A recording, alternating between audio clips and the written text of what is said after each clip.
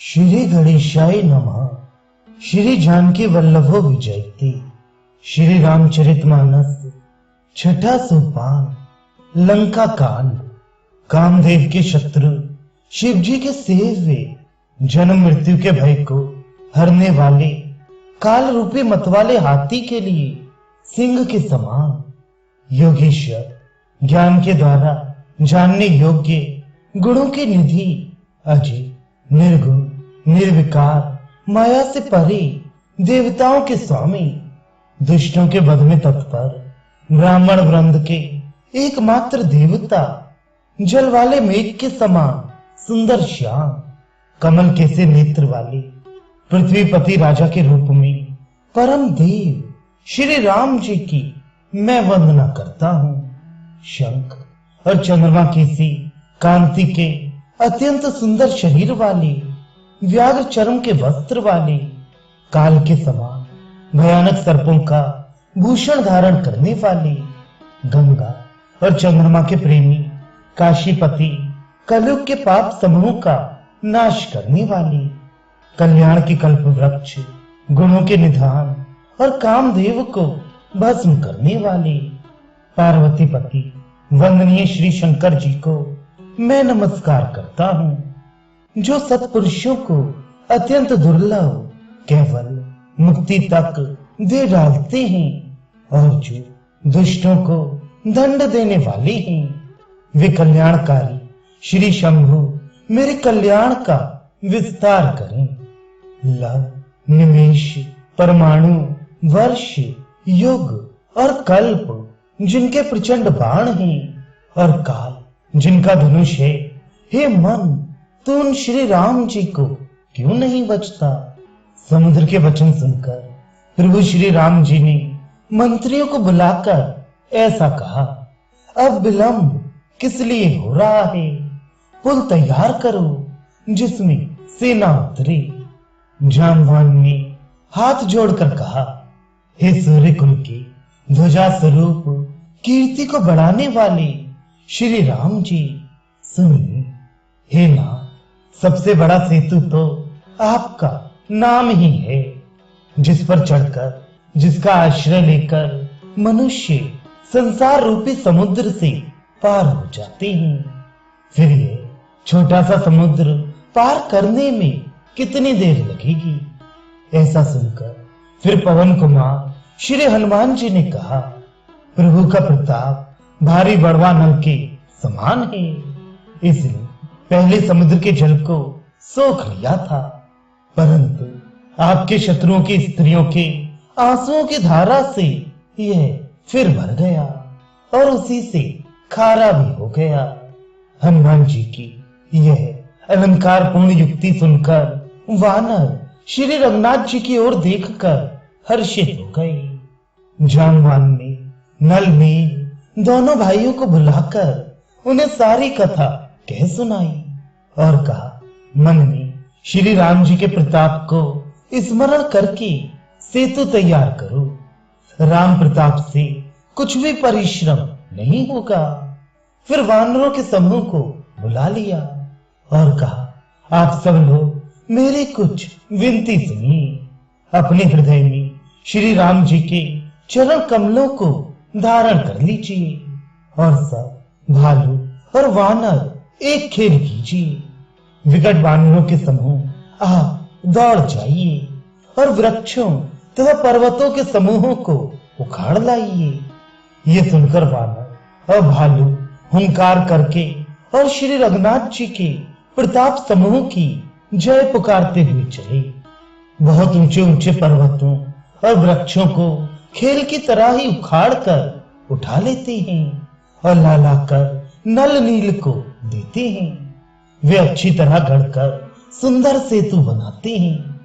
वानर बड़े बड़े पहाड़ लालाकर देते हैं और नल नील उन्हें गेंद की तरह ले लेते हैं। सेतु की अत्यंत सुंदर रचना देखकर कृपा सिंधु श्री राम जी हंसकर वचन बोली, यहाँ की भूमि परम रमणीय और उत्तम है, इसकी असीम महिमा वर्णन नहीं की जा सकती। मैं यहाँ शिव जी की स्थापना करूंगा। मेरे हृदय में ये महान संकल्प है। श्री राम जी के वचन सुनकर वानर राज सुग्रीव ने बहुत से दूत भेजे, जो सब श्रेष्ठ मुनियों को बुलाकर ले आए। शिवलिंग की स्थापना करके विधि पूर्वक उसका पूजन किया। फिर भगवान बोले, शिव जी के समान मुझको दूसरा कोई प्रिय नहीं है। जो शिव से द्रोह रखता है और मेरा भक्त कहलाता है, वह मनुष्य स्वप्न में भी मुझे नहीं पाता। शंकर जी से विमुख होकर विरोध करके जो मेरी भक्ति चाहता है, वह नरकगामी, मूर्ख और अल्प बुद्धि है। जिनको शंकर जी प्रिय हैं, परंतु जो मेरे द्रोही हैं, एवं जो शिव जी के द्रोही हैं और मेरे दास बनना चाहते हैं, वे मनुष्य कल्प भर घोर नरक में निवास करते हैं। जो मनुष्य मेरे स्थापित किए हुए इन रामेश्वर जी का दर्शन करेंगे, वे शरीर छोड़कर मेरे लोक को जाएंगे। और जो गंगा जल लाकर इन पर चढ़ाएगा, वह मनुष्य सायुज्य मुक्ति पाएगा, अर्थात मेरे साथ एक हो जाएगा। जो छल छोड़कर और निष्काम होकर श्री रामेश्वर जी की सेवा करेंगे, उन्हें शंकर जी मेरी भक्ति देंगे। और जो मेरे बनाई सेतु का दर्शन करेगा, वह बिना ही परिश्रम संसार रूपी समुद्र से तर जाएगा। श्री राम जी के वचन सबके मन को अच्छे लगे। तदनंतर वे श्रेष्ठ मुनि अपने अपने आश्रमों को लौट आए। शिव जी कहते हैं, हे पार्वती, श्री रघुनाथ जी की यह रीत है कि वे शरणागत पर सदा प्रीति करते हैं। चतुर्नल और नील ने सेतु बांधा।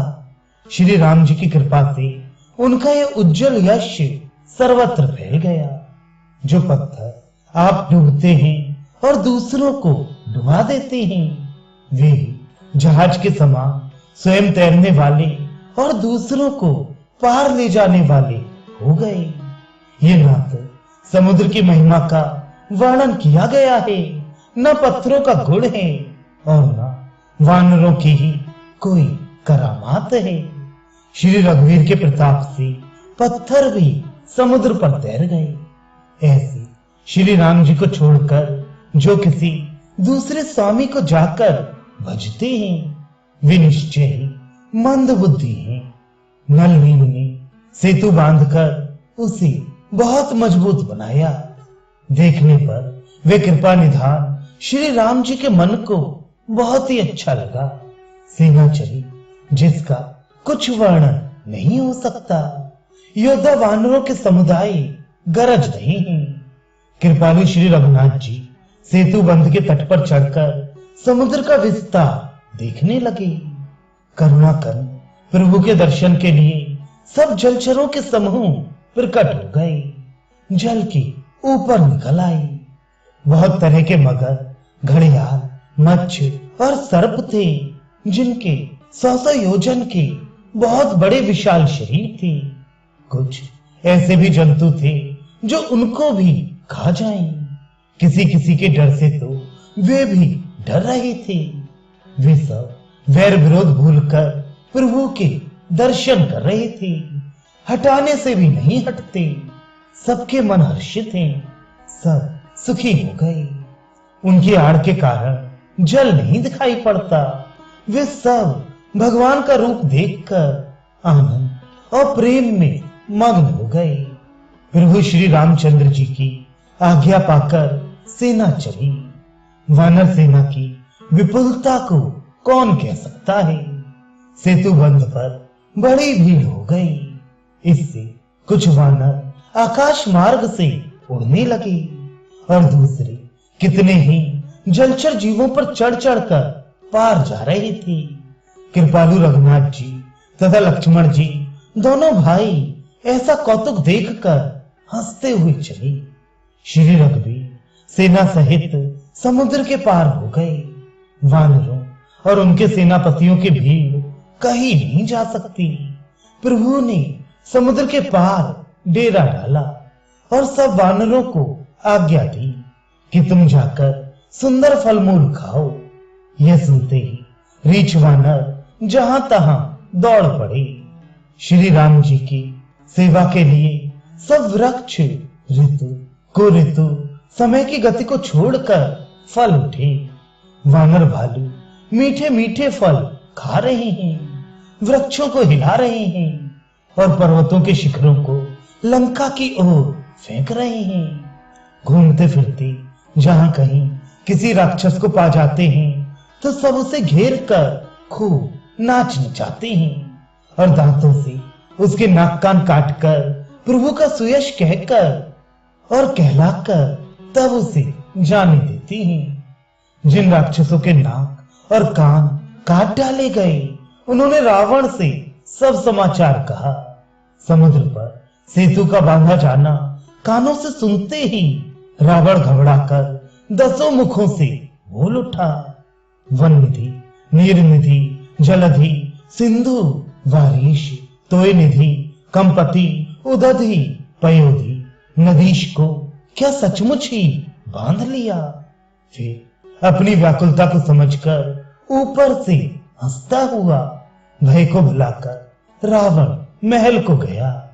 जब मंदोदरी ने सुना कि प्रभु श्री राम जी आ गए और उन्होंने खेल में ही समुद्र को बंधवा लिया है, तब वह हाथ पकड़कर पति को अपने महल में लाकर परम मनोहर वाणी बोली। चरणों में सिर नवाकर उसने अपना आंचल पसारा और कहा, हे प्रियतम, क्रोध में न आइए और क्रोध त्याग कर मेरा वचन सुनिए। हे नाथ, वैर उसी के साथ करना चाहिए जिससे बुद्धि और बल के द्वारा जीत सके। आप में और श्री रघुनाथ जी में निश्चय ही कैसा अंतर है, जैसा जुगनू और सूर्य में। जिन्होंने विष्णु रूप से अत्यंत बलवान मधु और कैटभ दैत्य मार दिए और वराह और नरसिंह रूप से महान शूरवीर दिति के पुत्रों हिरण्याक्ष और हिरण्यकशिपु का संहार किया। जिन्होंने वामन रूप से बलि को बांधा और परशुराम रूप से सहस्त्रबाहु को मारा, वे ही भगवान पृथ्वी का भार हरण करने के लिए राम रूप में अवतीर्ण हुए हैं। हे नाथ, उनका विरोध ना कीजिए, जिनके हाथ में काल, कर्म और जीव सभी हैं। श्री राम जी के चरण कमलों में सिर नवाकर उनकी शरण में जाकर उनको जानकी जी को सौंप दीजिए और आप पुत्र को राज्य देकर वन में जाकर श्री रघुनाथ जी का भजन कीजिए। हे नाथ, श्री रघुनाथ जी तो दीनों पर दया करने वाले हैं। शरण जाने पर तो बाघ भी नहीं खाता। आपको जो कुछ करना चाहिए था वह सब आप कर चुके। आपने देवता, राक्षस तथा चर अचर सभी को जीत लिया। हे दशमुख, संत जन ऐसी नीति कहते हैं कि चौथेपन अर्थात बुढ़ापे में राजा को वन में चला जाना चाहिए। हे स्वामी, वन में आप उनका भजन कीजिए जो सृष्टि के रचने वाले, पालने वाले और संहार करने वाले हैं। हे नाथ, आप विषयों की सारी ममता छोड़कर उन्हें शरणागत पर प्रेम करने वाले भगवान का भजन कीजिए, जिनके लिए श्रेष्ठ मुनि साधन करते हैं और राजा राज्य छोड़कर वैरागी हो जाते हैं। वही कौशलाधीश श्री रघुनाथ जी आप पर दया करने आए हैं। हे प्रियतम, यदि आप मेरी सीख मान लेंगे तो आपका अत्यंत पवित्र और सुंदर यश तीनों लोकों में फैल जाएगा। ऐसा कहकर नेत्रों में करुणा का जल भरकर और पति के चरण पकड़कर कांपते हुए शरीर से मंदोदरी ने कहा, हे नाथ, श्री रघुनाथ जी का भजन कीजिए जिससे मेरा सुहाग अचल हो जाए। तब रावण ने मंदोदरी को उठाया और वह दुष्ट उससे अपनी प्रभुता कहने लगा। हे प्रिय, सुन, तूने व्यर्थ ही भय मान रखा है। बता तो, जगत में मेरे समान योद्धा है कौन? वरुण, कुबेर, पवन, यमराज आदि सभी दिक्पालों को तथा काल को भी मैंने अपनी भुजाओं के बल से जीत रखा है। देवता, दानव और मनुष्य सभी मेरे वश में हैं। फिर तुझको ये भय किस कारण उत्पन्न हो गया? मंदोदरी ने उसे बहुत तरह से समझा कर कहा, किंतु रावण ने उसकी एक भी बात ना सुनी और वह फिर सभा में जाकर बैठ गया। मंदोदरी ने हृदय में ऐसा जान लिया कि काल के वश होने से पति को अभिमान हो गया है। सभा में आकर उसने मंत्रियों से पूछा कि शत्रु के साथ किस प्रकार से युद्ध करना होगा। मंत्री कहने लगे, हे राक्षसों के नाथ, हे प्रभु, सुनिए, आप बार बार क्या पूछते हैं? कहिए तो ऐसा कौन सा बड़ा भय है जिसका विचार किया जाए? भय की बात ही क्या है? मनुष्य और वानर भालू तो हमारे भोजन की सामग्री हैं। कानों से सबके वचन सुनकर रावण का पुत्र प्रहस्त हाथ जोड़कर कहने लगा, हे प्रभु, नीति के विरुद्ध कुछ भी नहीं करना चाहिए। मंत्रियों में बहुत ही थोड़ी बुद्धि है। ये सभी मूर्ख खुशामदी मंत्री मुंह देखी कह रहे हैं। हे नाथ, इस प्रकार की बातों से पूरा नहीं पड़ेगा। एक ही बंदर समुद्र लांग कर आया था, उसका चरित्र सब लोग अब भी मन ही मन गाया करते हैं, स्मरण किया करते हैं। उस समय तुम लोगों में से किसी को भी भूख ना थी। बंदर तो तुम्हारा भोजन ही है। फिर नगर जलाते समय उसे पकड़कर क्यों नहीं खा लिया? इन मंत्रियों ने स्वामी आपको ऐसी सम्मति सुनाई है जो सुनने में अच्छी है, पर जिससे आगे चलकर दुख पाना होगा। जिसने खेली खेल में समुद्र बधा लिया और जो सेना सहित सुवेल पर्वत पर आ उतरा, हे भाई, कहो वे मनुष्य है जिसे कहते हो कि हम खा लेंगे? सब गाल फुला फुला कर पागलों की तरह वचन कह रहे हैं। हे ता, मेरे वचनों को बहुत आदर से बड़े गौर से सुनिए। मुझे मन में कायर ना समझ लीजिएगा। जगत में ऐसे मनुष्य झुंड के झुंड बहुत अधिक हैं, जो प्यारी, मुंह पर मीठी लगने वाली बात ही सुनते और कहते हैं। हे प्रभु, सुनने में कठोर परंतु परिणाम में परम हितकारी वचन जो सुनते और कहते हैं, वे मनुष्य बहुत ही थोड़े हैं। नीति सुनिए। उसके अनुसार पहले दूत भेजिए और फिर सीता को देकर श्री राम जी से मेल कर लीजिए। यदि वे स्त्री पाकर लौट जाएं, तब तो व्यर्थ झगड़ा ना बढ़ाइए। नहीं तो यदि ना फिरें तो हिता सम्मुख युद्ध भूमि में उनसे डटकर मार काट कीजिए। हे प्रभु, यदि आप मेरी यह सम्मति मानेंगे तो जगत में दोनों ही प्रकार से आपका सुयश होगा। रावण ने गुस्से में भरकर पुत्र से कहा, अरे मूर्ख, तुझे ऐसी बुद्धि किसने सिखाई? अभी से हृदय में संदेह और भय हो रहा है। हे पुत्र, तू तो बांस की जड़ में घमोई हुआ, अर्थात तू मेरे वंश के अनुकूल या अनुरूप नहीं हुआ। पिता की अत्यंत घोर और कठोर वाणी सुनकर प्रहस्त ये कड़े वचन कहता हुआ घर को चला गया। हित की सलाह आपको कैसे नहीं लगती? आप पर कैसे असर नहीं करती? जैसे मृत्यु के वश हुए रोगी को दवा नहीं लगती। संध्या का समय जानकर रावण अपनी 20 भुजाओं को देखता हुआ महल को चला। लंका की चोटी पर एक अत्यंत विचित्र महल था।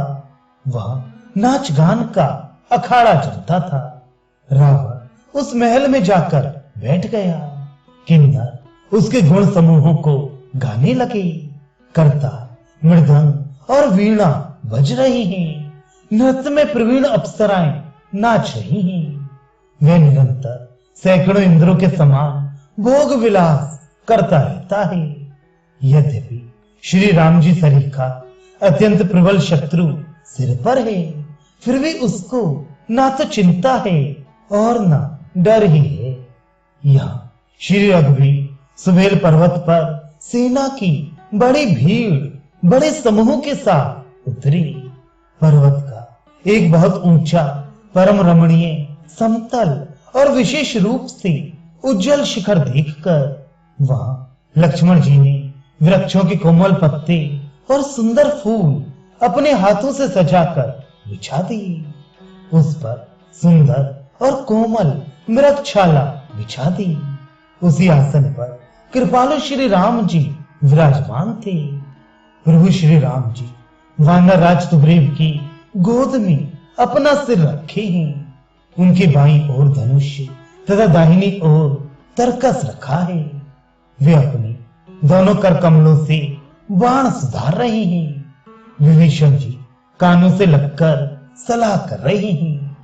परम भाग्यशाली अंगद और हनुमान अनेकों प्रकार से प्रभु के चरण कमलों को दबा रहे हैं। लक्ष्मण जी कमर में तरकस कसे और हाथों में धनुष बाण दिए वीरासन से प्रभु के पीछे सुशोभित हैं। इस प्रकार कृपा रूप और गुणों के धाम श्री राम जी विराजमान हैं। वे मनुष्य धन्य हैं जो सदा इस ध्यान में लौ लगाए रहते हैं। पूर्व दिशा की ओर देखकर प्रभु श्री राम जी ने चंद्रमा को उदय हुआ देखा। तब वे सबसे कहने लगे, चंद्रमा को तो देखो, कैसा सिंह के समान निडर है। पूर्व दिशा रूपी पर्वत की गुफा में रहने वाला अत्यंत प्रताप, तेज और बल की राशि ये चंद्रमा रूपी सिंह अंधकार रूपी मत वाले हाथी के मस्तक को विदीर्ण करके आकाश रूपी वन में निर्भय विचर रहा है। आकाश में बिखरे हुए तारे मोतियों के समान हैं, जो रात्रि रूपी सुंदरी स्त्री के श्रृंगार हैं। प्रभु ने कहा, भाई चंद्रमा में जो कालापन है वे क्या है? अपनी अपनी बुद्धि के अनुसार कहो। सुग्रीव ने कहा, हे रघुनाथ जी सुनिए, चंद्रमा में पृथ्वी की छाया दिखाई दे रही है। किसी ने कहा, चंद्रमा को राहु ने मारा था, वही चोट का काला दाग हृदय पर पड़ा हुआ है।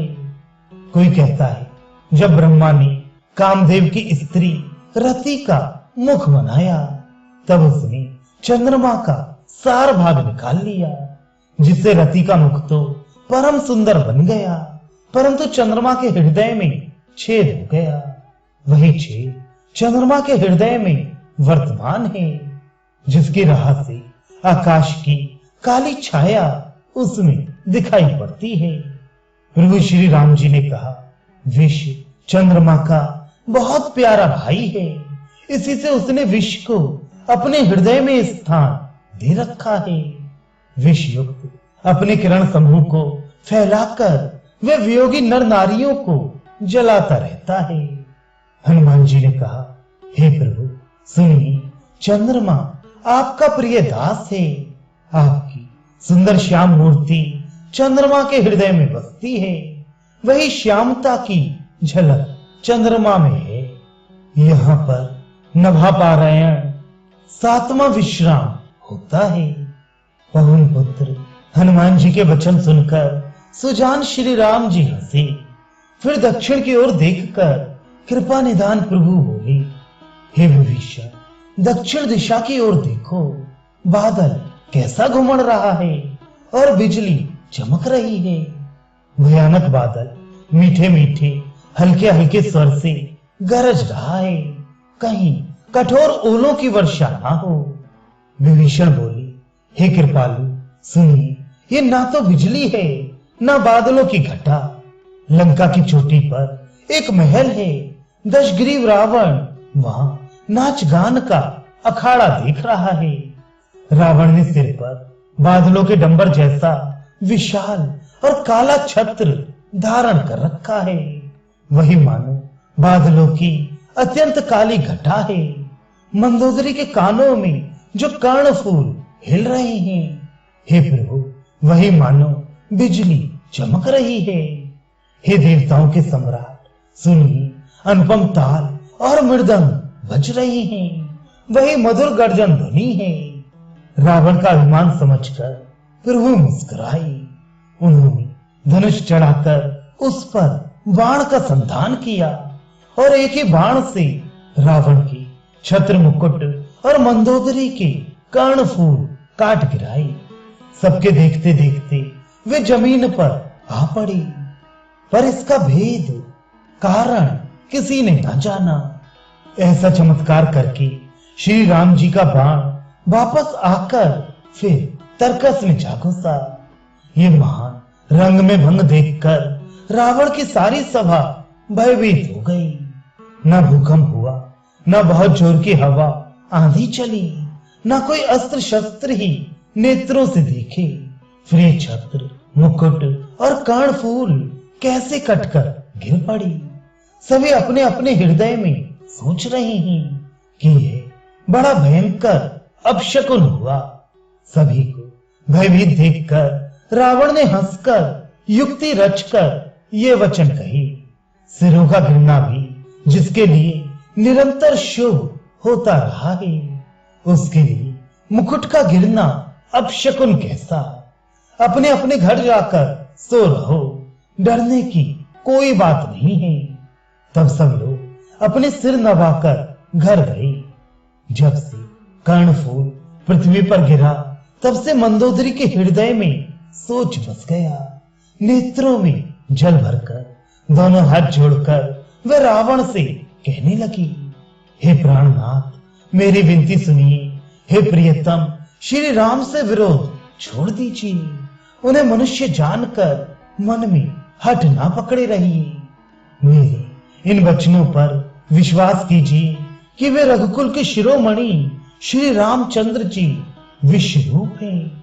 ये सारा विश्व उन्हीं का रूप है।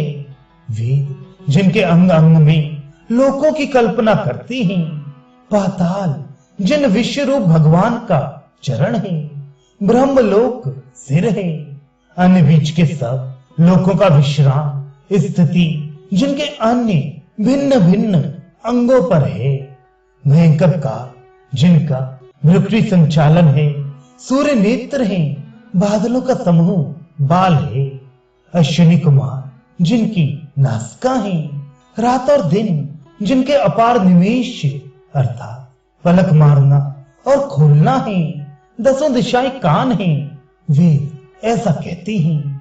वायु श्वास है और वेद जिनकी अपनी वाणी है, लोभ जिनका होठ है, यमराज भयानक दांत हैं, माया हंसी है, दिक्पाल भुजाएं हैं, अग्निमुख है, वरुण जीव है, उत्पत्ति पालन और प्रलय जिनकी क्रिया है, 18 प्रकार की असंख्य वनस्पतियां जिनकी रोमावली हैं, पर्वत अस्थियां हैं, नदियां नसों का जाल है, समुद्र पेट है और नरक जिनके नीचे की इंद्रियां हैं। इस प्रकार प्रभु विश्वमय है, अधिक कल्पना क्या की जाए। शिव जिनका अहंकार है, ब्रह्मा बुद्धि है, चंद्रमा मन है और महान विष्णु ही चित्त है। उन्हीं चराचर रूप भगवान श्री राम जी ने मनुष्य रूप में निवास किया है। हे प्राणपति, सुनिए, ऐसा विचार कर प्रभु से वैर छोड़कर श्री रघुवीर के चरणों में प्रेम कीजिए, जिससे मेरा सुहाग ना जाए। पत्नी के वचन कानों से सुनकर रावण खूब हंसा और बोला, अहो, अज्ञान की महिमा बड़े बलवान है। स्त्री का स्वभाव सब सत्य ही कहते हैं कि उसके हृदय में 8 अवगुण सदा रहते हैं, साहस, झूठ, चंचलता, छल, डरपोकपन, मूर्खता, अपवित्रता और निर्दयता। तूने शत्रु का विराट रूप गाया और मुझे उसका बड़ा भारी भय सुनाया। हे प्रिय, वह सब ये चराचर विश्व तो स्वभाव से ही मेरे वश में है। तेरी कृपा से मुझे यह अब समझ पड़ा। हे प्रिय, तेरी चतुराई में जान गया, तो इस प्रकार इसी बहाने मेरी प्रभुता का बखान कर रही है। हे मृगनयनी, तेरी बातें बड़ी गूढ़, बड़ी रहस्य भरी हैं, समझने पर सुख देने वाली और सुनने से भय छुड़ाने वाली हैं। मंदोदरी ने मन में ऐसा निश्चय कर लिया कि पति को कालवश मति भ्रम हो गया है। इस प्रकार अज्ञानवश बहुत से विनोद करते हुए रावण को सवेरा हो गया। तब स्वभाव से ही निडर और घमंड में अंधा लंकापति सभा में गया। यद्यपि बादल अमृत सा जल बरसाते हैं, तो भी बेत फूलता फलता नहीं। इसी प्रकार चाहे ब्रह्मा के समान भी ज्ञानी गुरु मिले, तो भी मूर्ख के हृदय में ज्ञान नहीं होता। यहाँ सुवेल पर्वत पर प्रातः काल श्री रघुनाथ जी जागे और उन्होंने सब मंत्रियों को बुलाकर सलाह पूछी कि शीघ्र बताइए अब क्या उपाय करना चाहिए। जामवान ने श्री राम जी के चरणों में सिर नवाकर कहा, हे सर्वज्ञ, हे सबके हृदय में बसने वाली अंतर्यामी, हे बुद्धि, बल, तेज, धर्म और गुणों की राशि, सुनिए, मैं अपनी बुद्धि के अनुसार सलाह देता हूं कि बाली कुमार अंगद को दूत बनाकर भेजा जाए। यह अच्छी सलाह सबके मन में जच गई। कृपा के निधान श्री राम जी ने अंगद से कहा, हे बल, बुद्धि और गुणों के धाम बाली पुत्र, हे तात, तुम मेरे काम के लिए लंका जाओ। तुमको बहुत समझाकर क्या कहूं, मैं जानता हूं तुम परम चतुर हो। शत्रु से वही बातचीत करना जिससे हमारा काम हो और उसका कल्याण हो। प्रभु की आज्ञा सिर चढ़ाकर और उनके चरणों की वंदना करके अंगद जी उठे और बोले, हे भगवान श्री राम जी, आप जिस पर कृपा करें वही गुणों का समुद्र हो जाता है। स्वामी के सब कार्य अपने आप सिद्ध हैं। ये तो प्रभु ने मुझको आदर दिया है, जो मुझे अपने कार्य पर भेज रहे हैं। ऐसा विचार कर युवराज अंगद का हृदय हर्षित और शरीर पुलकित हो गया। चरणों की वंदना करके और भगवान की प्रभुता हृदय में धरकर अंगद सबको सिर नवाकर चले। प्रभु के प्रताप को हृदय में धारण किए हुए रणबांकुरे वीर बाली पुत्र स्वाभाविक ही निर्भय हैं। लंका में प्रवेश करते ही रावण के पुत्र से भेंट हो गई, जो वहां खेल रहा था। बातों ही बातों में दोनों में झगड़ा बढ़ गया, क्योंकि दोनों ही अतुलनीय बलवान थे और फिर दोनों की युवा अवस्था थी। उसने अंगद पर लात उठाई। अंगद ने वही पैर पकड़कर उसे घुमाकर जमीन पर दे पटका। राक्षस के समूह भारी योद्धा देखकर जहां तहां भाग चले। वे डर के मारे पुकार भी ना मचा सके। एक दूसरे को असली बात नहीं बतलाती। उस रावण के पुत्र का वध समझकर सब चुप मारकर रह जाते हैं। रावण पुत्र की मृत्यु जानकर और राक्षसों को भय के मारे भागते देखकर नगर भर में कोलाहल मच गया कि जिसने लंका जलाई थी वही वानर फिर आ गया है। सब अत्यंत भयभीत होकर विचार करने लगे कि विधाता अब ना जाने क्या करेगा। वे बिना पूछे ही अंगद को रावण के दरबार की राह बता देते हैं। जिसे ही वे देखते हैं वही डर के मारे सूख जाता है। श्री राम जी की चरण कमलों को स्मरण करके अंगद रावण की सभा के द्वार पर गए और वे धीर, वीर और बल की राशि अंगद सिंह की सी शान से इधर उधर देखने लगे। तुरंत ही उन्होंने एक राक्षस को भेजा और रावण को अपने आने का समाचार सूचित किया। सुनते ही रावण हंसकर बोला, बुला लाओ, देखें कहां का बंदर है।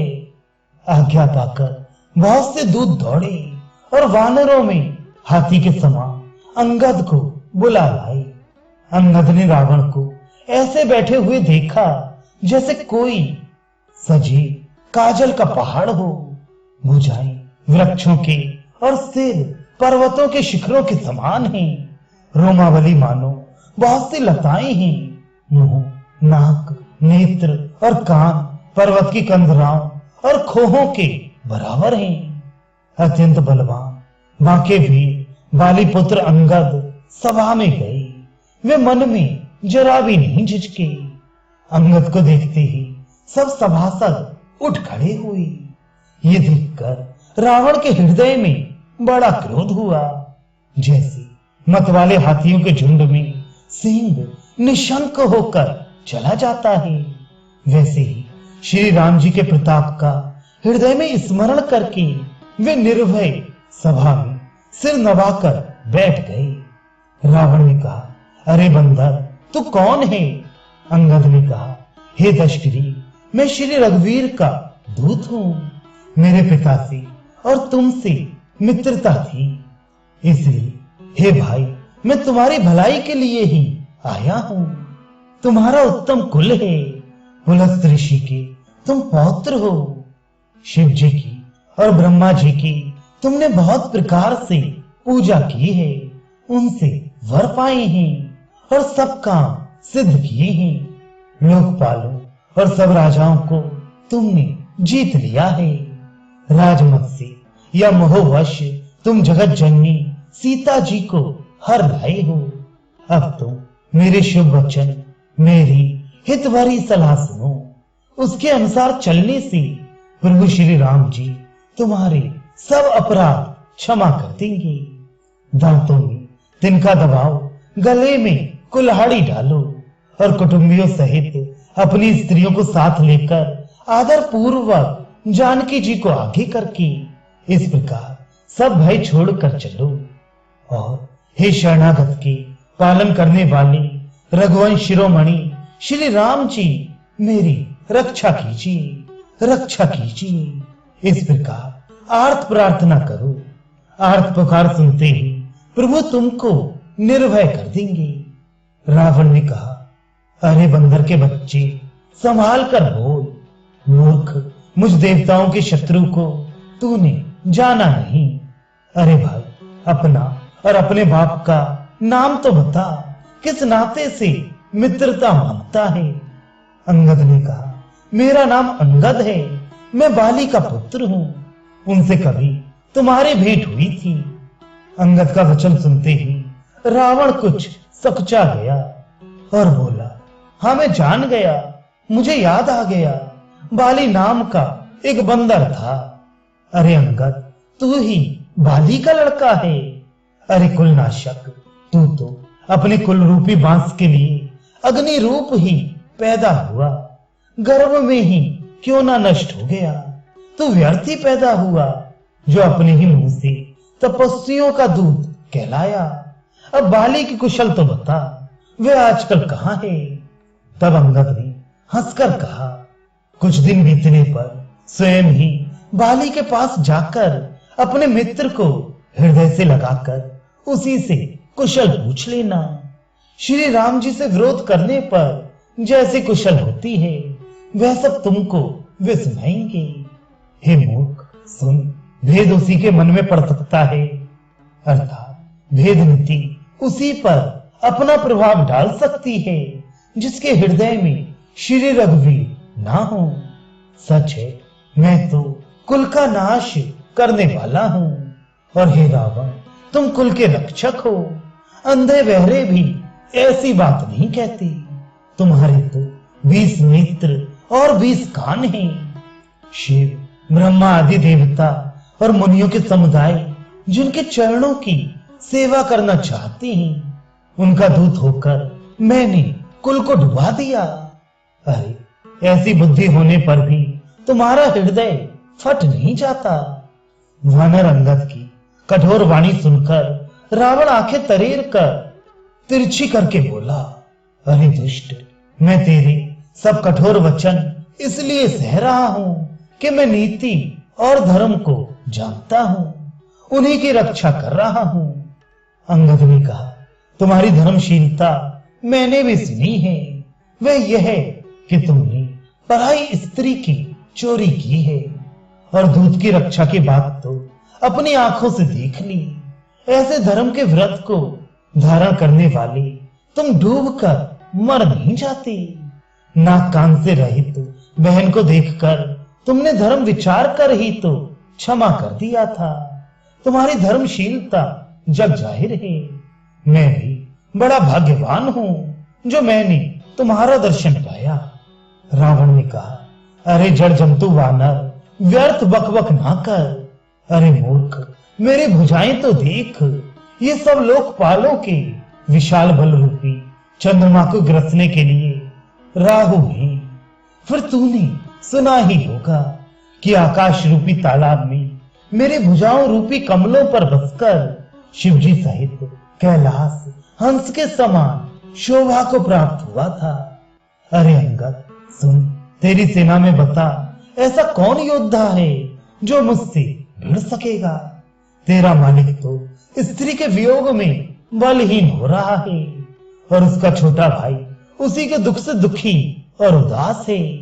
तुम और सुग्रीव दोनों नदी तट के वृक्ष हो। रहा मेरा छोटा भाई विभीषण, सो वह भी बड़ा डरपोक है। मंत्री जामवान बहुत बूढ़ा है, वह अब लड़ाई में क्या कर सकता है।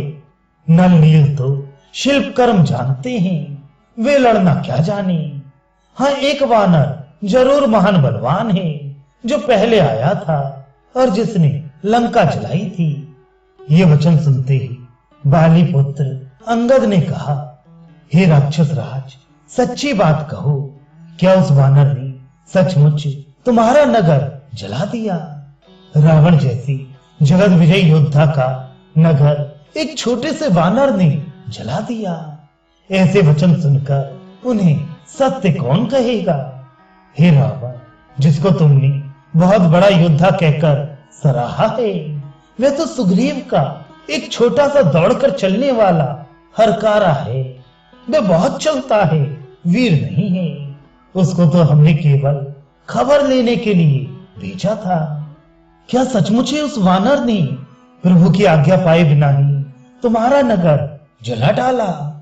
मालूम होता है इसी डर से वह लौटकर सुग्रीव के पास नहीं गया और कहीं छिप रहा। हे रावण, तुम सब सत्य ही कहती हो, मुझे सुनकर कुछ भी क्रोध नहीं है। सचमुच हमारी सेना में कोई भी ऐसा नहीं है जो तुमसे लड़ने में शोभा पाए। प्रीत और भय बराबरी वाले से ही करना चाहिए। नीति ऐसी ही है। सिंह यदि मेढकों को मारे तो क्या उससे कोई भला कहेगा। यद्यपि तुम्हें मारने में श्री राम जी की लघुता है और बड़ा दोष भी है, तथापि हे रावण सुनो, क्षत्रिय जाति का क्रोध बड़ा कठिन होता है। वक्रोक्ति रूपी धनुष से वचन रूपी बाण मारकर अंगद ने शत्रु का हृदय जला दिया। वीर रावण उन बाणों को मानो प्रत्युत्तर रूपी संडासियों से निकाल रहा है।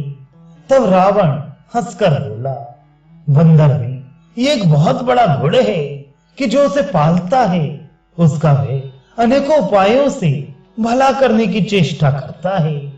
बंदर को धन्य है जो अपने मालिक के लिए लाज छोड़कर जहां तहां नाचता है, नाच कूद कर लोगों को रिझाकर मालिक का हित करता है।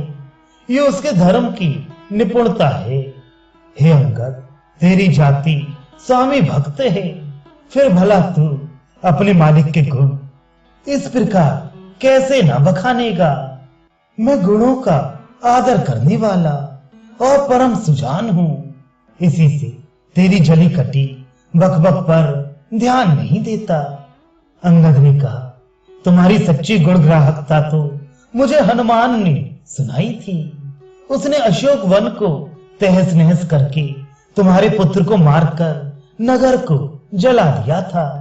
तो भी तुमने अपनी गुणग्राहकता के कारण यही समझा कि उसने तुम्हारा कुछ भी अपकार नहीं किया। तुम्हारा वही सुंदर स्वभाव विचार कर हे दशग्रीव, मैंने कुछ धृष्टता की है।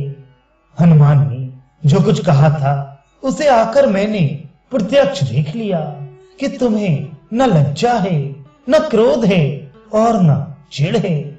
रावण बोला, अरे वानर, जब तेरी ऐसी बुद्धि है तभी तो तू बाप को खा गया। ऐसा वचन कहकर रावण हंसा। अंगद ने कहा, पिता को खाकर फिर तुमको भी खा डालता, परंतु अभी तुरंत कुछ और ही बात मेरी समझ में आ गई। अरे नीचाभिमानी, बाली के निर्मल यश का पात्र कारण जानकर तुम्हें मैं नहीं मारता। रावण, ये तो बता कि जगत में कितने रावण हैं? मैंने जितने रावण अपने कानों से सुन रखे हैं उन्हें सुन। एक रावण तो बलि को जीतने पाताल में गया था। तब बच्चों ने उसे घुड़साल में बांध रखा था। बालक खेलते थे और जा जाकर उसे मारते थे। बलि को दया लगी, तब उन्होंने उसे छुड़ा दिया।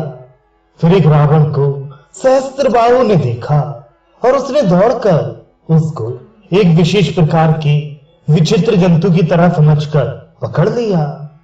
तमाशे के लिए वह उसे घर ले आया। तब पुलस्त मुनि ने जाकर उसे छुड़ाया। एक रावण की बात कहने में तो मुझे बड़ा संकोच हो रहा है। वह बहुत दिनों तक बाली की कांख में रहा था। इनमें से तुम कौन से रावण हो? खींचना छोड़कर सच सच बताओ। रावण ने कहा, अरे मूर्ख, सुन, मैं वही बलवान रावण हूं जिसकी भुजाओं की करामात कैलाश पर्वत जानता है, जिसकी शूरता उमापति महादेव जी जानते हैं, जिन्हें अपने सिर रूपी पुष्प चढ़ा चढ़ाकर मैंने पूजा था। सिर रूपी कमलों को अपने हाथों से उतार उतार कर मैंने अगणित बार त्रिपुरारी शिव जी की पूजा की है। अरे मूर्ख, मेरी भुजाओं का पराक्रम दिक्पाल जानते हैं, जिनके हृदय में वह आज भी चुभ रहा है। दिग्गज मेरी छाती की कठोरता को जानते हैं, जिनके भयानक दांत जब जब जाकर मैं उनसे जबरदस्ती भिड़ा मेरी छाती में कभी नहीं फूटे, अर्थात अपना चिन्ह भी नहीं बना सके, बल्कि मेरी छाती से लगते ही वे मूली की तरह टूट गए। जिसके चलते समय पृथ्वी इस प्रकार हिलती है जैसे मतवाले हाथी के चढ़ते समय छोटी सी नाव। मैं वही जगत प्रसिद्ध प्रतापी रावण हूं। अरे झूठी बकवास करने वाले, क्या तूने मुझको कानों से कभी नहीं सुना? उस महान प्रतापी और जगत प्रसिद्ध रावण को तू छोटा कहता है और मनुष्य की बड़ाई करता है। अरे दुष्ट, असभ्य, तुच्छ बंदर, अब मैंने तेरा ज्ञान जान लिया। रावण के ये वचन सुनकर अंगद क्रोध सहित वचन बोले, अरे नीच अभिमानी, सोच संभल कर बोल। जिनका फरसा सहस्त्रबाहु की भुजाओं रूपी अपार वन को जलाने के लिए अग्नि के समान था, जिनके फरसा रूपी समुद्र की तीव्र धारा में अनगिनत राजा अनेकों बार डूब गई। उन परशुराम जी का गर्व जिन्हें देखते ही भाग गया। अरे अभागे दशाशीष, वे मनुष्य क्यों कर हैं? क्यों रे मूर्ख उद्दंड, श्री रामचंद्र जी मनुष्य हैं? कामदेव भी क्या धनुर्धारी हैं? और गंगा जी क्या नदी हैं? कामधेनु क्या पशु है? और कल्प वृक्ष क्या पेड़ है? अन्न भी क्या दान है? और अमृत क्या रस है? गरुण जी क्या पक्षी हैं? शेष जी क्या सर्प हैं? अरे रावण, चिंतामणि भी क्या पत्थर है? अरे ओ मूर्ख, सुन, वैकुंठ भी क्या लोक है? और श्री रघुनाथ जी की अखंड भक्ति क्या और लाभों जैसा ही लाभ है? सेना समेत तेरा मान मत कर अशोक वन को उजाड़ कर, नगर को जलाकर और तेरे पुत्र को मारकर जो लौट गए, तो उनका कुछ भी ना बिगाड़ सका। क्यों रे दुष्ट, वे हनुमान जी क्या बानर हैं? अरे रावण, कपट छोड़कर सुन, कृपा के समुद्र श्री रघुनाथ जी का तू भजन क्यों नहीं करता? अरे दुष्ट, यदि तू श्री राम जी का बैरी हुआ तो तुझे ब्रह्मा और रुद्र भी बचा नहीं सकेंगे। रेमो, व्यर्थ गाल ना मार, डींग ना हाँक। श्री राम जी से वैर करने पर तेरा ऐसा हाल होगा कि तेरे सिर समूह श्री राम जी के बाण लगते ही वानरों के आगे पृथ्वी पर पड़ेंगे और रीछ वानर तेरे उन गेंद के समान अनेकों सिरों से चौगान खेलेंगे। जब श्री रघुनाथ जी युद्ध में कोप करेंगे और उनके अत्यंत तीक्ष्ण बहुत से बाण छूटेंगे, तब क्या तेरा ऐसा गाल चलेगा? ऐसा विचार कर कृपालु श्री राम जी को भज। अंगद के ये वचन सुनकर रावण बहुत अधिक जल उठा, मानो जलती हुई प्रचंड अग्नि में घी पड़ गया हो। वह बोला, अरे मूर्ख कुंभकर्ण, ऐसा मेरा भाई है, इंद्र का शत्रु, सुप्रसिद्ध मेघनाद मेरा पुत्र है, और मेरा पराक्रम तो तूने सुना ही नहीं कि मैंने संपूर्ण जल चेतन जगत को जीत लिया है। रे दुष्ट, वानरों की सहायता जोड़कर राम ने समुद्र बांध लिया, बस यही उसकी प्रभुता है। समुद्र को तो अनेकों पक्षी भी लांघ जाते हैं, पर इसी से वे सभी शूरवीर नहीं हो जाते। अरे मूर्ख बंदर, सुन, मेरी एक एक भुजा रूपी समुद्र बल रूपी जल से पूर्ण है, जिसमें बहुत से शूरवीर देवता और मनुष्य डूब चुके हैं। बता, कौन ऐसा शूरवीर है जो मेरे इन अथाह और अपार 20 समुद्रों का पार पा जाएगा? अरे दुष्ट, मैंने दिक्पालों तक से जल भरवाया और तू एक राजा का मुझे सुयश सुनाता है। यदि तेरा मालिक, जिसके गुण गाथा तू बार बार कह रहा है, संग्राम में लड़ने वाला योद्धा है, तो फिर वह दूध किस लिए भेजता है? शत्रु से संधि करते उसे लाज नहीं आती।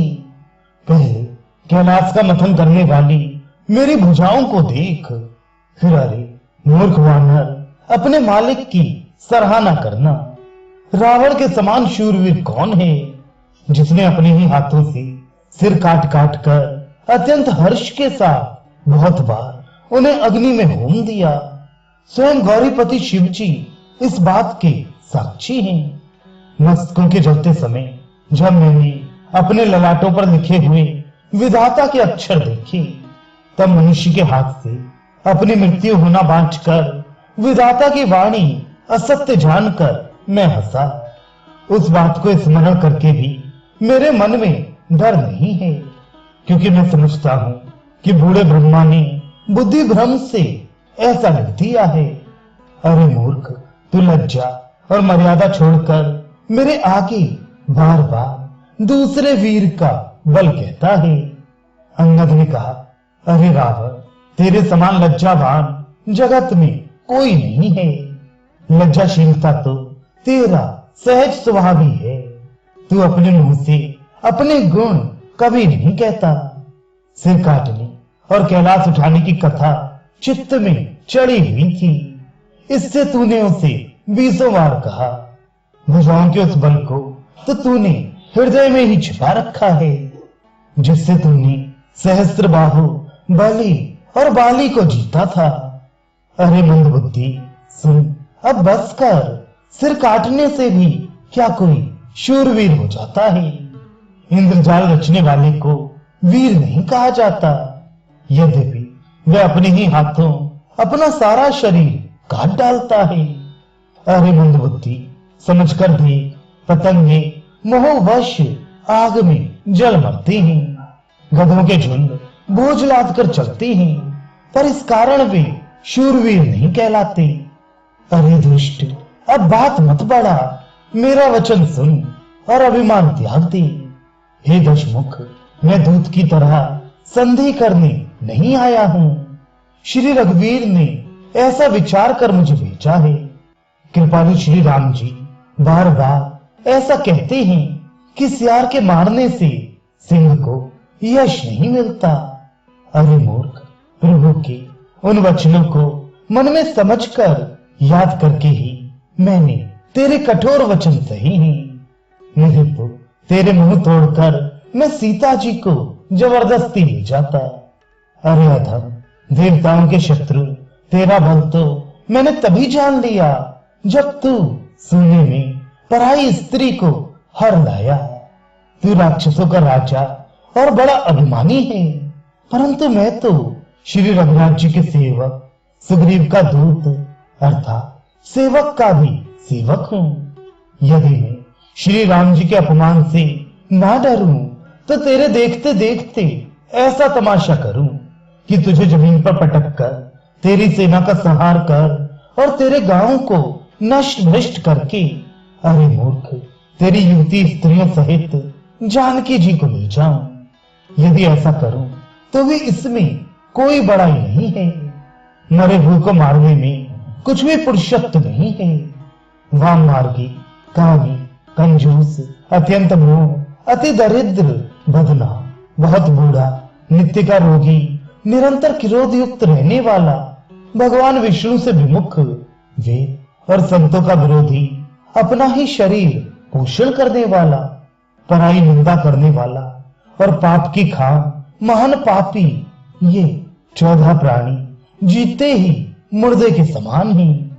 अरे दुष्ट, ऐसा विचार कर मैं तुझे नहीं मारता।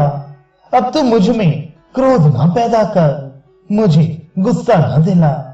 अंगद के वचन सुनकर राक्षस राज रावण दांतों से होठ काट कर क्रोधित होकर हाथ मलता हुआ बोला, अरे नीच बंदर, अब तू मरना ही चाहता है, इसी से छोटे मुंह बड़ी बात कहता है। अरे मूर्ख बंदर, तू जिसके बल पर कड़वे वचन बोल रहा है उसमें बल, प्रताप, बुद्धि अथवा तेज कुछ भी नहीं है। उसे गुणहीन और मानहीन समझकर ही तो पिता ने वनवास दे दिया। उसे एक तो उसका दुख, उस पर युवती स्त्री का भय और फिर रात दिन मेरा डर बना रहता है। जिनके बल का तुझे गर्व है, ऐसे अनेकों मनुष्यों को तो राक्षस रात दिन खाया करते हैं। अरे मुंह, जिद छोड़कर विचार कर। जब उसने श्री राम जी की निंदा की तब तो कपिश्रेष्ठ अंगद अत्यंत क्रोधित हुए, क्योंकि शास्त्र ऐसा कहते हैं कि जो अपने कानों से भगवान विष्णु और शिव की निंदा सुनता है उसे गोवध के समान पाप होता है। वानर श्रेष्ठ अंगद बहुत जोर से कटकटाई और उन्होंने तमक कर जोर से अपने दोनों भुजदंडों को पृथ्वी पर दे मारा। पृथ्वी हिलने लगी, जिससे बैठे हुए सभासद गिर पड़े और भय रूपी पवन भूत से ग्रस्त होकर भाग चली। रावण गिरते गिरते संभल कर उठा, उसके अत्यंत सुंदर मुकुट पृथ्वी पर गिर पड़ी। कुछ तो उसने उठाकर अपने सिरों पर सुधार कर रख लिया और कुछ अंगद ने उठाकर प्रभु श्री रामचंद्र जी के पास फेंक दी। मुकुटों को आते देखकर वानर भागे, सोचने लगे, विधाता, क्या दिन में ही उल्कापात होने लगा, तारे टूटकर गिरने लगे, अथवा क्या रावण ने क्रोध करके 4 वज्र चलाई हैं जो बड़े वेग से आ रहे हैं। प्रभु ने उनसे हंसकर कहा, मन में डरो नहीं, ये न उल्का है न वज्र है और न केतु, ये राहु ही हैं। अरे भाई, ये तो रावण के मुकुट हैं जो बाली पुत्र अंगद के फेंके हुए आ रहे हैं। पवन पुत्र श्री हनुमान जी ने उछलकर उनको हाथ से पकड़ लिया और लाकर प्रभु के पास रख दिया। रीछ और वानर तमाशा देखने लगे। उनका प्रकाश सूर्य के समान था। सभा में क्रोधयुक्त रावण सबसे क्रोधित होकर कहने लगा कि बंदर को पकड़ लो और पकड़कर मार डालो। अंगद यह सुनकर मुस्कुराने लगा। रावण फिर बोला, इसे मारकर सब योद्धा तुरंत दौड़ो और जहां कहीं रीछ वानरों को पाओ वहीं खा डालो। पृथ्वी को बंदरों से रहित कर दो और जाकर दोनों तपस्वी भाइयों राम लक्ष्मण को जीते जी पकड़ लो। रावण की ये कोप भरे वचन सुनकर युवराज अंगद क्रोधित होकर बोली, तुझे गाल बजाते लाज नहीं आती?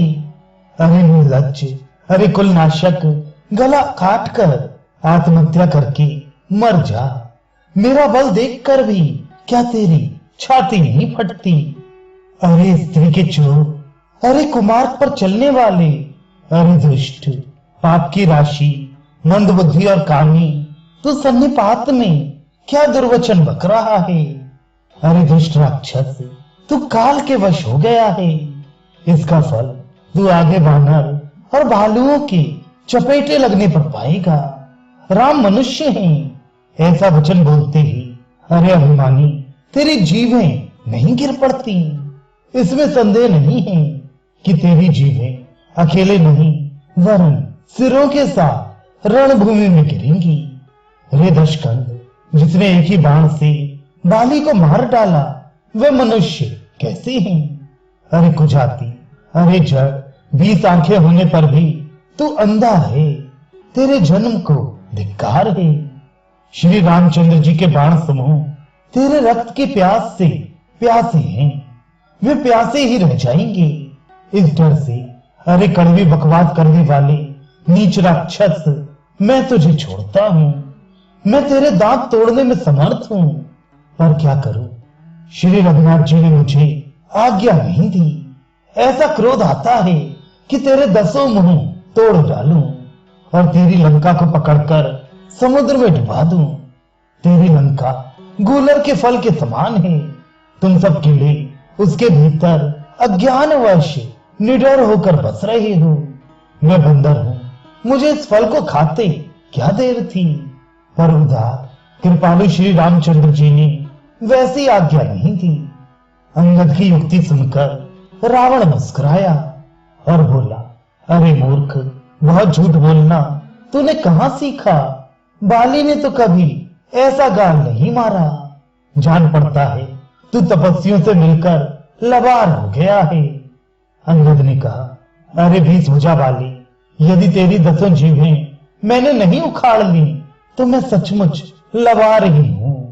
श्री रामचंद्र जी के प्रताप को समझकर स्मरण करके अंगद क्रोधित हो उठे और उन्होंने रावण की सभा में प्रण करके दृढ़ता के साथ पैर रोप दिया और कहा, अरे मूर्ख, यदि तू मेरा चरण हटा सके तो श्री राम जी लौट जाएंगे।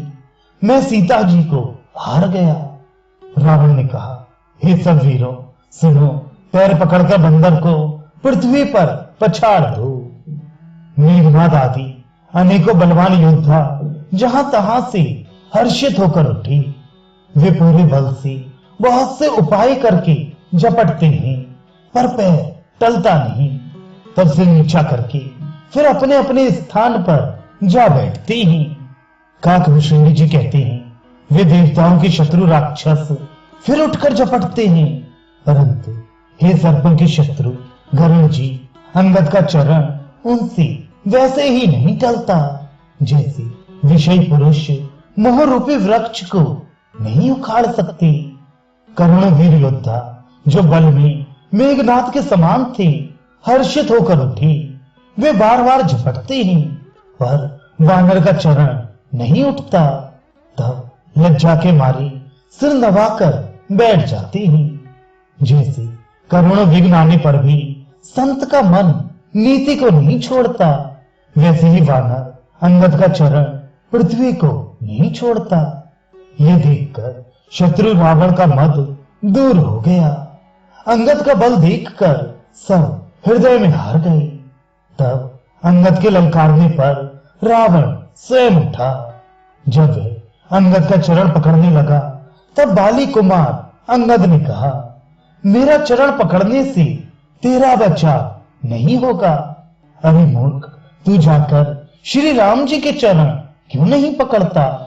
यह सुनकर वह मन में बहुत ही सकचा कर लौट गया। उसकी सारी श्री जाती रही। वह ऐसा तेजहीन हो गया जैसे मध्याह्न में चंद्रमा दिखाई देता है। वह सिर नीचा करके सिंहासन पर जा बैठा, मानो सारी संपत्ति गंवाकर बैठा हो। श्री रामचंद्र जी जगत भर के आत्मा और प्राणों के स्वामी हैं।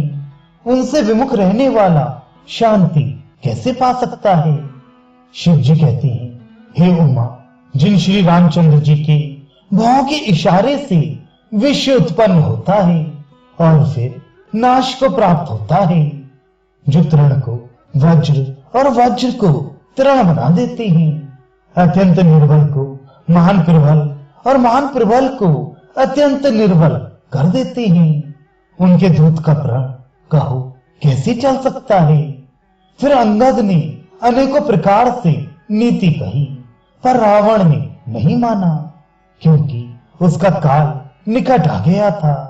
शत्रु के गर्भ को चूर करके अंगद ने उसको प्रभु श्री रामचंद्र जी का सुयश सुनाया और फिर वे राजा बाली का पुत्र ये कहकर चला आया, रणभूमि में तुझे खेला खेला कर ना मारूं तब तक पहले से क्या बड़ाई करूं। अंगद ने सभा में आने से पूर्व ही रावण के पुत्र को मार डाला था। वह संवाद सुनकर रावण दुखी हो गया। अंगद का प्रण सफल देखकर सब राक्षस भय से अत्यंत ही व्याकुल हो गए। शत्रु के बल का मर्दन कर बल की राशि बाली पुत्र अंगद जी ने हर्षित होकर आकर श्री रामचंद्र जी के चरण कमल पकड़ लिए। उनका शरीर पुलकित है और नेत्रों में आनंद अश्रुओं का जल भरा है। संध्या हो गई जानकर दशगिरी उदास होकर महल में गया। मंदोदरी ने रावण को समझाकर फिर कहा, हे काम, मन में विचार कर कुबुद्धि को छोड़ दो। आपसे और श्री रघुनाथ जी से युद्ध शोभा नहीं देता। उनके छोटे भाई ने एक जरा सी रेखा खींच दी थी, उसे भी आप लांघ नहीं सके। ऐसा तो आपका पुरुषत्व है।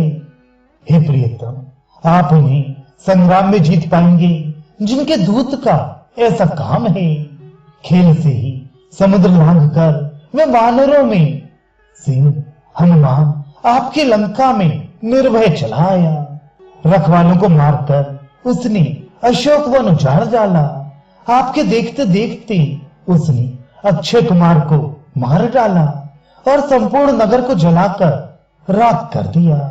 उस समय आपके बल का गर्व कहां चला गया था? अब हे स्वामी, व्यर्थ गाल ना बचाइए, डींगे ना हाकिए। मेरे कहने पर हृदय में कुछ विचार कीजिए। हे पति, आप श्री रघुपति को मेरा राजा मत समझिए, बल्कि चराचर के स्वामी और अतुलनीय बलवान जानिए। श्री राम जी के बाण का प्रताप तो नीच मारीच भी जानता था, परंतु आपने उसका कहना भी नहीं माना। जनक की सभा में अगणित राजा गण थे, महाविशाल और अतुलनीय बल वाले आप भी थे। वहां शिव जी का धनुष तोड़कर श्री राम जी ने जानकी को ब्याहा, तब आपने उनको संग्राम में क्यों नहीं जीता? इंद्रपुत्र जयंत उनके बल को कुछ कुछ जानता है। श्री राम जी ने पकड़कर केवल उसकी एक आंख ही फोड़ दी और उसे जीवित ही छोड़ दिया। शूर्पणखा की दशा तो आपने देख ही ली, तो भी आपके हृदय में उनसे लड़ने की बात सोचती कुछ भी लज्जा नहीं आती। जिन्होंने विराट और खरदूषण को मारकर लीला से ही कबंध को भी मार डाला और जिन्होंने बाली को एक ही बाण से मार दिया। हे दशकंद, आप उनके महत्व को समझिए जिन्होंने खेल ही से समुद्र को बधा लिया और जो प्रभु सेना सहित सुबेल पर्वत पर उतर पड़े। उन सूर्य कुल की ध्वजा स्वरूप कीर्ति को बढ़ाने वाले करुणा में भगवान ने आप ही के हित के लिए दूत भेजा, जिसने बीच सभा में आकर आपके बल को उसी प्रकार मत डाला जैसे हाथियों के झुंड में आकर सिंह उसे छिन्न भिन्न कर डालता है। रण में बाकी अत्यंत विकट वीर अंगद और हनुमान जिनके सेवक हैं। हे पति, उन्हें आप बार बार मनुष्य कहते हैं। आप व्यर्थी मान, ममता और मद का बोझा ढो रहे हैं। हाँ प्रियतम, आपने श्री राम जी से विरोध कर लिया और काल के विशेष वश होने से आपके मन में अब भी ज्ञान उत्पन्न नहीं होता। काल लाठी लेकर किसी को नहीं मारता, वह धर्म, बल, बुद्धि और विचार को हर देता है। हे स्वामी, जिसका काल मरण समय निकट आ जाता है, उसे आप ही की तरह भ्रम हो जाता है। आपके 2 पुत्र मारे गए और नगर जल गया। जो हुआ सो हुआ। हे प्रियतम, अब भी इस भूल की समाप्ति कर दीजिए। श्री राम जी से वैर त्याग दीजिए। और हे नाथ, कृपा के समुद्र श्री रघुनाथ जी को भजकर निर्मल यश लीजिए। स्त्री के बाण के समान वचन सुनकर वे सवेरा होते ही उठकर सभा में चला गया और सारा भय भुलाकर अत्यंत अभिमान में फूलकर सिंहासन पर जा बैठा। यहाँ सुवेल पर्वत पर श्री राम जी ने अंगद को बुलाया। उन्होंने आकर चरण कमलों में सिर नवाया। बड़े आदर से उन्हें पास बिठाकर घर के शत्रु कृपालु श्री राम जी हंसकर बोले, हे बाली के पुत्र, मुझे बड़ा कौतूहल है। हे तात, इसी से मैं तुमसे पूछता हूँ, सत्य कहना। जो रावण राक्षसों के कुल का तिलक है और जिसके अतुलनीय बाहुबल की जगत भर में धाक है, उसके 4 मुकुट तुमने फेंके। हे तात, बताओ तुमने उनको किस प्रकार पाया? अंगद ने कहा, हे सर्वज्ञ, हे शरणागत को सुख देने वाले, सुनिए, वे मुकुट नहीं हैं, वे तो राजा के 4 गुण हैं। हे नाथ, वेद कहते हैं कि साम, दान, दंड और भेद ये चारों राजा के हृदय में बसते हैं।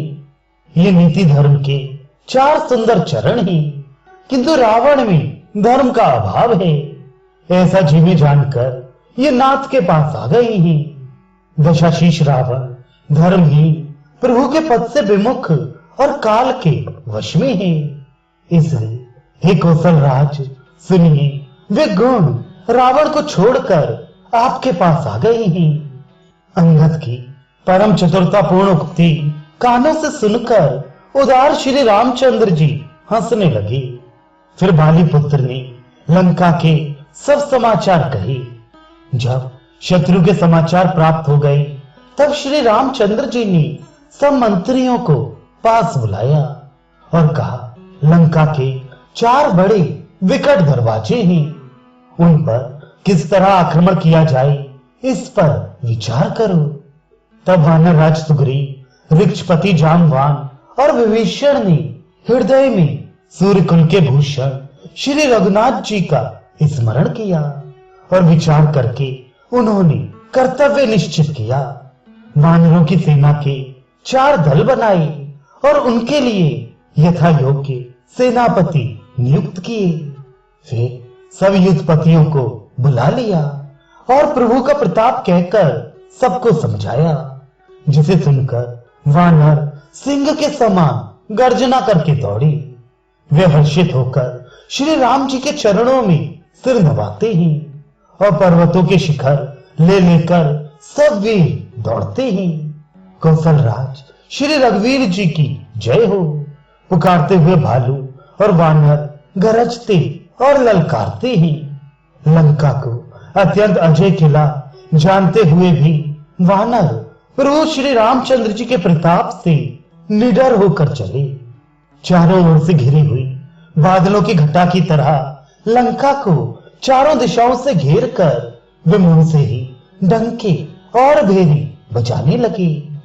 महान बल की सीमा वे बानर भालू सिंह के समान ऊंचे स्वर से श्री राम जी की जय, लक्ष्मण जी की जय, वानर राज सुग्रीव की जय ऐसी गर्जना करने लगी। लंका में बड़ा भारी कोलाहल मच गया। अत्यंत अहंकारी रावण ने उसे सुनकर कहा, वानरों की ढिठाई तो देखो। ये कहते हुए हंसकर उसने राक्षसों की सेना बुलाई। बंदर काल की प्रेरणा से चले आए हैं, मेरे राक्षस सभी भूखे हैं।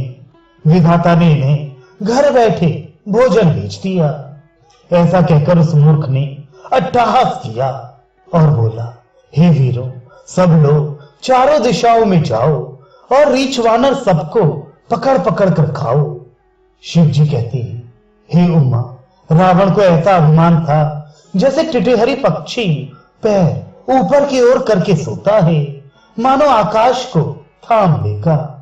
आज्ञा मांगकर और हाथों में उत्तम हिंदी पाल, बर्छी, तोमर, मुदगर, प्रचंड फरसे, शूल, दुधारी तलवार, परिघ और पहाड़ों के टुकड़े लेकर राक्षस चले। जैसे मूर्ख मांसाहारी पक्षी लाल पत्थरों का समूह देखकर उस पर टूट पड़ते हैं। पत्थरों पर लगने से चोट टूटने का दुख उन्हें नहीं सूझता।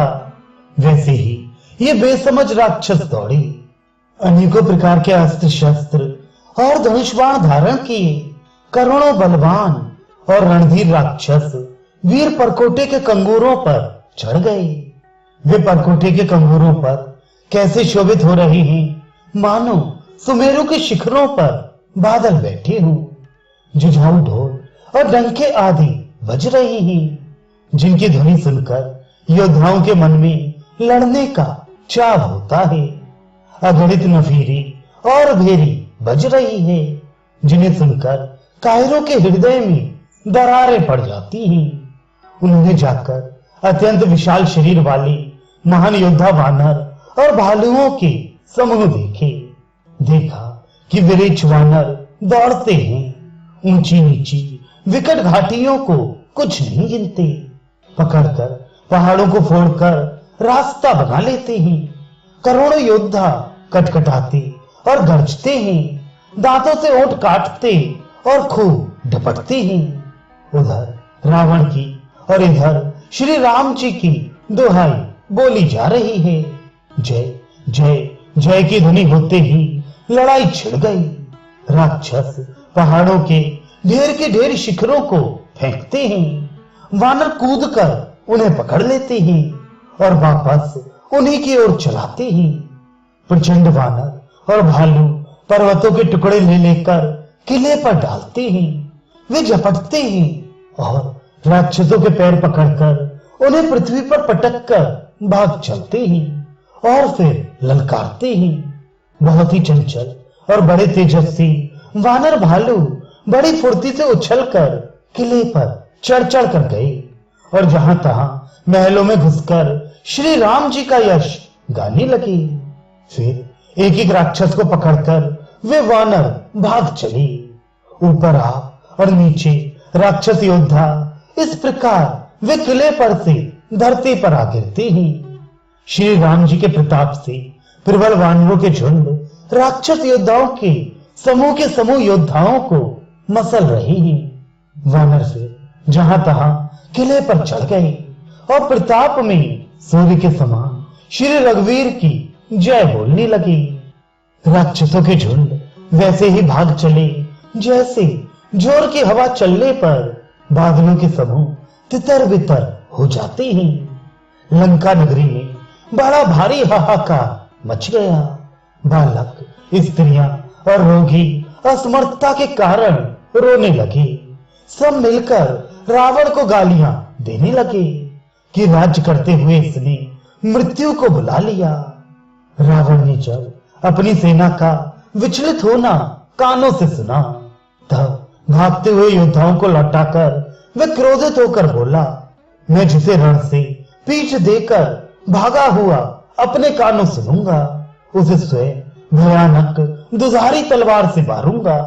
मेरा सब कुछ खाया, भांति भांति के भोग किए और अब रणभूमि में प्राण प्यारे हो गए। रावण के कठोर वचन सुनकर सब वीर डर गए और लज्जित होकर क्रोध करके युद्ध के लिए लौट चढ़े। रण में शत्रु के सम्मुख युद्ध करते हुए मरने में ही वीर की शोभा है, ये सोचकर तब उन्होंने प्राणों का लोभ छोड़ दिया। बहुत से अस्त्र शस्त्र धारण किए। सब वीर ललकार ललकार कर भिड़ने लगे। उन्होंने परिघों और त्रिशूलों से मार मार कर सब रीछ वानरों को व्याकुल कर दिया। शिव जी कहते हैं, वानर भयातुर होकर डर के मारे घबराकर भागने लगे। यद्यपि हे उमा, आगे चलकर वे ही जीतेंगे। कोई कहता है अंगद हनुमान कहाँ है, बलवान नल नील और द्विविद कहाँ है। हनुमान जी ने जब अपने दल को भयभीत हुआ सुना, उस समय वे बलवान पश्चिम द्वार पर थे। वहां उनसे मेघनाद युद्ध कर रहा था। वह द्वार टूटता ना था, बड़ी भारी कठिनाई हो रही थी। तब पवन पुत्र हनुमान जी के मन में बड़ा भारी क्रोध हुआ। वे काल के समान योद्धा बड़े जोर से गरजे और कूदकर लंका के किले पर आ गए और पहाड़ लेकर मेघनाद की ओर दौड़े। रथ तोड़ डाला, सारथी को मार गिराया और मेघनाद की छाती में लात मारी। दूसरा सारथी मेघनाद को व्याकुल जानकर उसे रथ में डालकर तुरंत घर ले आया। इधर अंगद ने सुना कि पवन पुत्र हनुमान किले पर अकेले ही गए हैं, तो रण में बांके वाली पुत्र वानर के खेल की तरह उछलकर किले पर चढ़ गए। युद्ध में शत्रुओं के विरुद्ध दोनों वानर क्रुद्ध हो गए। हृदय में श्री राम जी के प्रताप का स्मरण करके दोनों दौड़कर रावण के महल पर जा चढ़े और कौशल राज श्री राम जी की दुहाई बोलने लगी। उन्होंने कलश सहित महल को पकड़कर ढा दिया। ये देखकर राक्षस राज रावण डर गया। सब स्त्रियां हाथों से छाती पीटने लगी और कहने लगी, अब की बार दो उत्पाती वानर एक साथ आ गए। वानर लीला करके घुड़की करके दोनों उनको डराते हैं और श्री रामचंद्र जी का सुंदर यश सुनाते हैं। फिर सोने के खंबे को हाथों से पकड़कर उन्होंने परस्पर कहा कि अब उत्पात आरंभ किया जाए। वे गरज कर शत्रु की सेना के बीच में कूद पड़े और अपने भारी भुजबल से उसका मर्दन करने लगे। किसी की लात से और किसी की थप्पड़ से खबर लेते हैं और कहते हैं कि तुम श्री राम जी को नहीं भजते, उसका यह फल लो। एक को दूसरे से रगड़कर मसल डालते हैं और सिरों को तोड़कर फेंकते हैं। वे सिर जाकर रावण के सामने गिरते हैं और ऐसे फूटते हैं मानो दही के कुंडे फूट रहे हों। जिन बड़े बड़े प्रधान सेनापतियों को पकड़ पाते हैं, उनके पैर पकड़कर उन्हें प्रभु के पास फेंक देते हैं। विभीषण जी उनके नाम बतलाते हैं और श्री राम जी उन्हें भी अपना परम पद दे देते हैं। ब्राह्मणों का मांस खाने वाले वे नरभोजी दुष्ट राक्षस भी परम गति पाते हैं, जिसकी योगी भी याचना किया करते हैं परंतु सहज में नहीं पाते। शिव जी कहते हैं, हे उमा, श्री राम जी बड़े ही कोमल हृदय और करुणा की खान हैं। वे सोचते हैं कि राक्षस मुझे वैर भाव से ही सही स्मरण तो करते ही हैं। ऐसा हृदय में जानकर वे उन्हें परम गति मोक्ष देती हैं। हे भवानी, कहो तो ऐसे कृपालु और कौन है? प्रभु का ऐसा स्वभाव सुनकर भी जो मनुष्य धर्म त्याग कर उनका भजन नहीं करते, वे अत्यंत मंद बुद्धि और परम भाग्यहीन हैं।